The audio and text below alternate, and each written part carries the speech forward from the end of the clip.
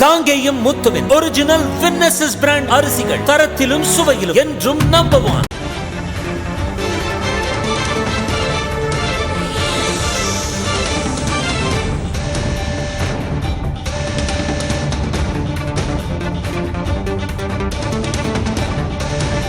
அண்மை செய்தியை பார்த்து வருகிறோம். பொன்முடிக்கு வழங்கப்பட்ட தண்டனை நிறுத்தி வைக்கப்பட்டுள்ளது.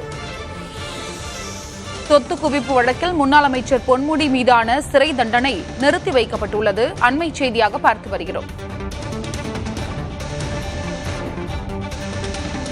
சொத்து குவிப்பு வழக்கில் பொன்முடிக்கு வழங்கப்பட்ட சிறை தண்டனை நிறுத்தி வைக்கப்பட்டுள்ளது. உச்சநீதிமன்றம் இந்த உத்தரவை தற்பொழுது பிறப்பித்துள்ளது.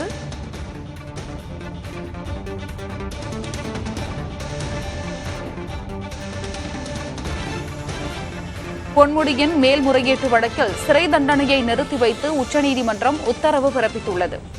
சொத்து குவிப்பு வழக்கில் பொன்முடிக்கு வழங்கப்பட்ட சிறை தண்டனையை நிறுத்தி வைத்துள்ளது உச்சநீதிமன்றம். அண்மை செய்தியாக பார்த்து வருகிறோம்.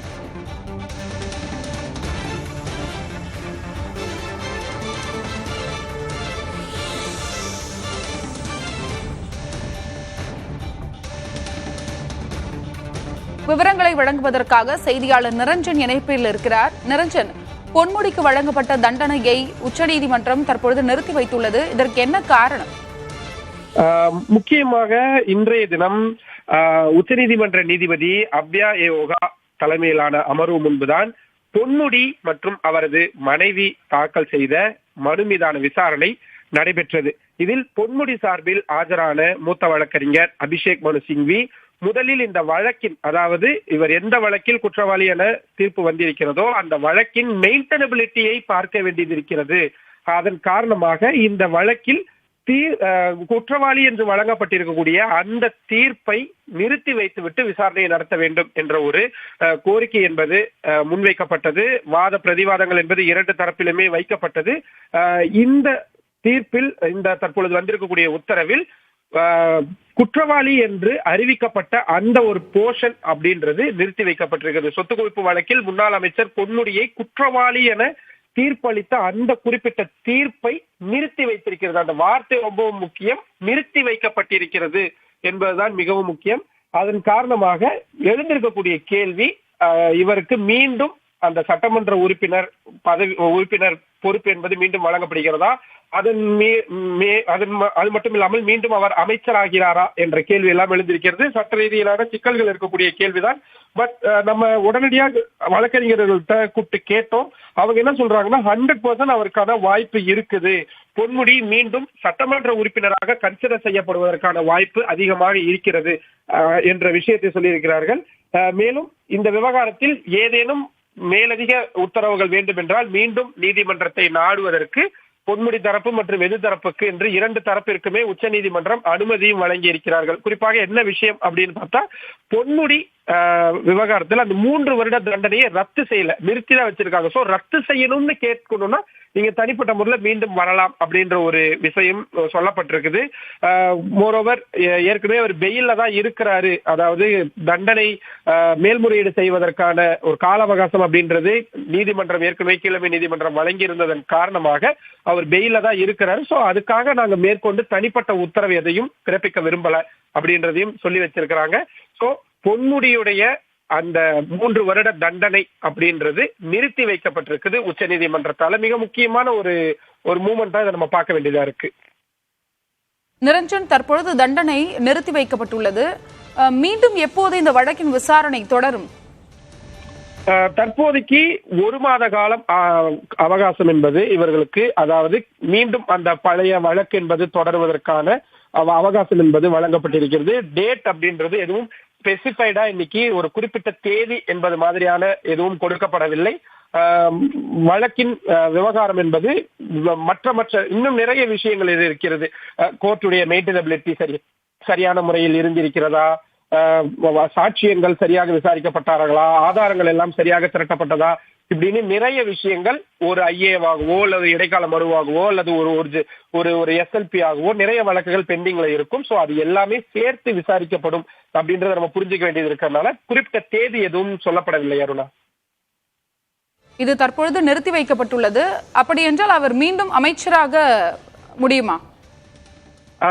நாம் உடனடியாக ஒரு வழக்கறிஞர்களிடம் கேட்ட பொழுது அவர்கள் கிட்டத்தட்ட அந்த ராகுல் காந்தியுடைய வழக்கை தான் சுட்டிக்காட்டி நமக்கான ஒரு விளக்கமாக கொடுத்திருந்தார்கள். ராகுல் காந்தி அவர்களுக்கு அந்த அவதூறு வழக்கில் 2 ஆண்டுகள் சிறை தண்டனை விதிக்கப்பட்டதன் காரணமாக அவர் உடனடியாக தனது மக்களவை பதவியையும் இழந்திருந்தார். இதே உச்ச நீதிமன்றத்திற்கு தான் அவர் மேல்முறையீடு செய்து வந்து அவருடைய அந்த வழக்கு என்பது, அவருடைய தண்டனை என்பது நிறுத்தி வைக்கப்பட்டது. நிறுத்தி வைக்கப்பட்ட உடனேயே அவருக்கான மக்களவை பதவி என்பது மீண்டும் வழங்கப்பட்டது. சோ அப்ப கிட்டத்தட்ட அதே விஷயத்தை தான் இந்த விவகாரத்திலையும் பொருத்தி பார்க்கணும் அப்படின்னு மூத்த வழக்கறிஞர்கள் நமக்கு விளக்கமா கொடுத்திருக்கிறாங்க. சோ அந்த வகையில மீண்டும் பொன்முடி அவர்கள் சட்டமன்ற உறுப்பினரா தொடர்றதுக்கான வாய்ப்பு தான் இருக்கு. இந்த ஜட்ஜ்மெண்ட்டை காட்டி திருக்கோவிலூர் சட்டப்பேரவைக்கு இடைத்தேர்தலை நடத்தக்கூடாது அப்படின்ற ஒரு கோரிக்கையோ அல்லது ஒரு மனுவையோ முன்வைக்கும் பொழுது அதை தேர்தல் ஆணையம் பரிசீலிப்பாங்க. அப்கோர்ஸ் இதுல நிறைய சட்ட ரீதியிலான சிக்கல்கள் இருக்கக்கூடிய விஷயம்தான். 2 வருடங்களுக்கு மேல ஒருத்தர் தண்டனை பெற்றாலே அவரே உடனடியா பதவி இழந்துருவாரு. இதெல்லாமே நமக்கு தெரியும். இப்ப நிறுத்தி வச்சுட்டாங்க. திருக்கோவிலூர் காலியானதாகவும் அறிவிக்கப்பட்டு விட்டது. இந்த நேரத்துல தேர்தல் தேதி எதுவும் அறிவிக்கப்படாத நிலையில் அப்படி அறிவிக்க கூடாதுன்னு பொன்முடி தரப்புல சொல்வதற்கான வாய்ப்பு இருக்கு. இவர் மீண்டும் சட்டமன்ற உறுப்பினருக்கான வாய்ப்பு மிக அதிகமாக இருக்கிறது அப்படின்னு தான் சொல்லப்படுது. பட் ஆனா அமைச்சராவாரா அப்படின்றது அப்கோர்ஸ் அது முதல்வருடைய முடிவுல இருக்கக்கூடியது. அதுல நீதிமன்றம் கூட யாரும் தலையிட முடியாது. அது அரசியல் ரீதியிலான விஷயம். சட்ட ரீதியிலான விஷயத்தை பொறுத்த வரைக்கும் இவர் மீண்டும் எம்எல்ஏவாக தொடர்றதுக்கான வாய்ப்பு அதிகமா இருக்கிறதா தான் சொல்லப்படுது. அருணா, நிரஞ்சன், இந்த வழக்கோட பின்னணி குறித்து மிக சுருக்கமா சொல்லுங்க. நிச்சயமா பொன்முடி வழக்கை பொறுத்தவரை சொத்து குவிப்பு வழக்காகத்தான் இதனை நாம் பார்க்க வேண்டியதாக இருக்கிறது. 2006, 2011 காலகட்டத்தில் அமைச்சராக இருந்த பொன்முடி வருமானத்துக்கு அதிகமாக சொத்து சேர்த்தாரு அப்படின்னு அவருக்கும் அவருடைய மனைவிக்கு எதிராக வழக்கு தொடரப்பட்டிருந்த நிலையில கீழமை நீதிமன்றம் அவரை விடுவிச்சிருந்தாங்க. இதுக்கு எதிராக சென்னை உயர் நீதிமன்றம் விசாரணை நடத்தியிருந்த நிலையில அவங்களுக்கு 3 வருடம் சிறை தண்டனை, தலா 50 லட்சம் ரூபாய் அபராதமும் விதிக்கப்பட்டிருந்தது. இதுக்கு எதிராக பொன்முடி மற்றும் அவங்க மனைவி சார்பா மேல்முறையீடு அப்படின்றது தாக்கல் செய்யப்பட்டிருந்தது. ஏற்கனவே இந்த விவகாரத்துல ஜாமீன் அப்படின்றது கொடுக்கப்பட்டிருந்த நிலையில இப்போ அந்த வழக்குடைய மெயின்டெனபிலிட்டி, அது விசாரிக்க உகந்ததுதானா மாதிரியான விஷயங்கள் எல்லாமே விசாரிக்கப்பட்டு வரக்கூடிய நிலையில அவருடைய தண்டனை அப்படின்றது நிறுத்தி வைக்கப்பட்டிருக்கதா இன்னைக்கான உத்தரவா நம்ம பார்க்கிறோம். அருணா,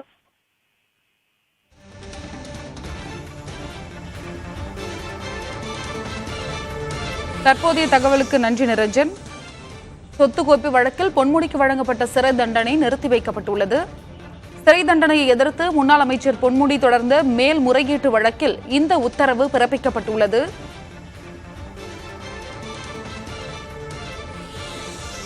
பொன்முடிக்கு வழங்கப்பட்ட தண்டனை நிறுத்தி வைக்கப்பட்டுள்ளது. இது மிக முக்கியமாக பார்க்கப்படுகிறது.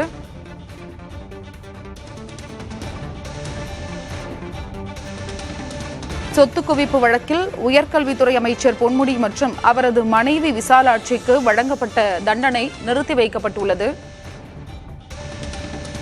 காங்கேயம் முத்துவின் ஒரிஜினல் வின்னசஸ் பிராண்ட் அரிசிகள், தரத்திலும் சுவையிலும் என்றும் நம்பர் 1.